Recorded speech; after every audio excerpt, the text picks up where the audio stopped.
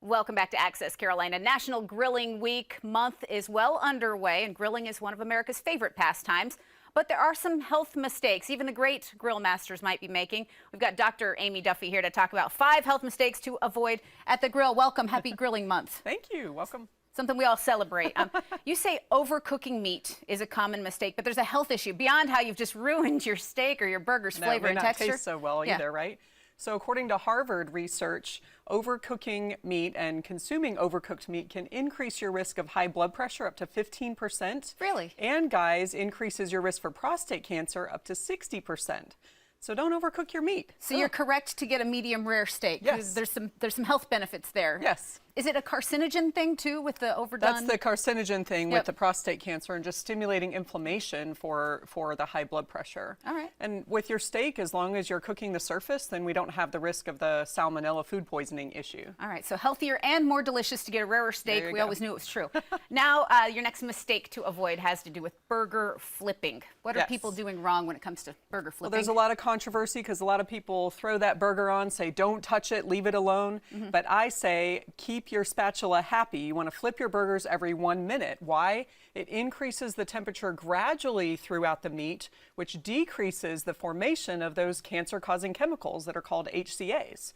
So another carcinogen issue there. Interesting. So you're still going to get the good browned outsides, but if you keep it moving, you're on the safer side. And some say that helps keep it more juicy because you're not, all the juice is not dripping down, you're actually flipping it and letting it incorporate back into the meat. All right, everyone's ears perked up, whether it's for health issues, if it's going to taste extra taste juicy, better, we're going to do right? that. Yep. Next is the cleaning of the grill. How often is it necessary to do that, and how are we supposed to? Well, of course, I think we should clean our grill after each use or even before each use if you didn't do it the last time. But here's the mistake is using one of these grill wire brushes. So a lot of people want to use the wire. Well, here's what happens. Those little wire bristles can break off and get into your food if it's still stuck. You know, if you're really getting hard and you got that stuck meat or particles on there and they get stuck there, then you're putting your new food on there.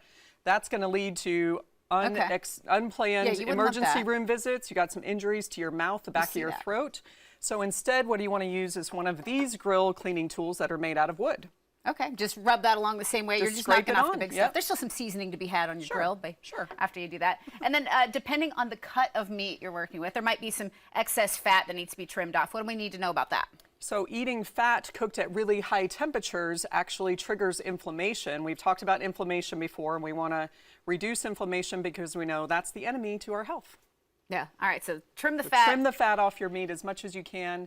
Your burgers, you want to try to get the lower fat settings as much as you can. And the fat can be trimmed, you know, you could serve it up on the plate and then trim it that way. You don't have to trim it off while you're cooking. Maybe that's where some of the flavor comes from. Then whether it is beef or chicken, lamb or pork, marinating your meat is a fun way to kick up the flavors. But how do we get in trouble marinating? What can you teach us? Yeah. So when we're marinating, this is another research that comes from the American Institute of Cancer, who says you need to marinate your meat at least 30 minutes. Why? It starts to form a protective barrier around your meat that also prevents the formation of those cancer-causing chemicals we were talking about earlier. So another reduction of carcinogens. So a great easy marinade that you can do that adds some health is, I've got a nice pretty steak here. I've already trimmed the fat off of this steak. And adding some rosemary. So rosemary also has antioxidants in it. We've talked about antioxidants before, being those cancer-fighting chemicals as well.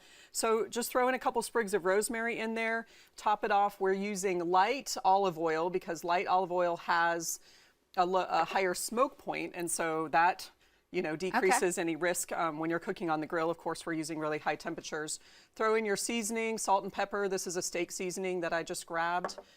Try to make that one that doesn't have a lot of sugar in it because we want to try to avoid the sugar as well. And then some chopped garlic. Mix that all up, rub it around, cover it up, throw it in your fridge at least 30 minutes, then you're ready to cook and enjoy. This smells great already. We've had this out on the grill. We're enjoying the rosemary, the garlic flavors in there, Well, I love it. Great tips. And I know you and your team at Carolina Integrative Medicine are really passionate about helping people achieve optimal lifelong health. So you're always giving good advice like this. Anything else you want us to keep in mind before we go? You know, just enjoy your time outside, enjoy your time with your family. And it's Barbie weekend, right? So we're talking about barbecues, and let's get out there and enjoy. Thanks for having fun with us on Barbie Day, Dr. Aimee Duffy.